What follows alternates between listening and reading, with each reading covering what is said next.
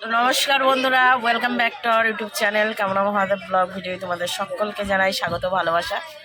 আজকে কোনো ভিডিও করা হয়নি, তো ভাবলাম যে চলো কিছু শেয়ার করা যাক। তো কটা ফটো শেয়ার করেছি, অবশ্যই বলো কেমন লেগেছে। আর ভারত সেবাশ্রম থেকে ফেরার যে ভিডিওগুলো রয়েছে সেটা আগামী দিন পাবে। তো সেটা এডিট করার সময় পাইনি একবারই, আর শেষটা একবারে মুর্শিদাবাদে গিয়েই করবো, তো সেটাই। আর কিছু ছবি শেয়ার করলাম, দেখো কেমন লাগছে অবশ্যই কমেন্ট করে জানিও। আর যদি ভালো লাগে তাহলে অবশ্যই লাইক, শেয়ার, কমেন্ট, সাবস্ক্রাইব করো, আর বন্ধুদের কাছে বেশি বেশি করে শেয়ার করো।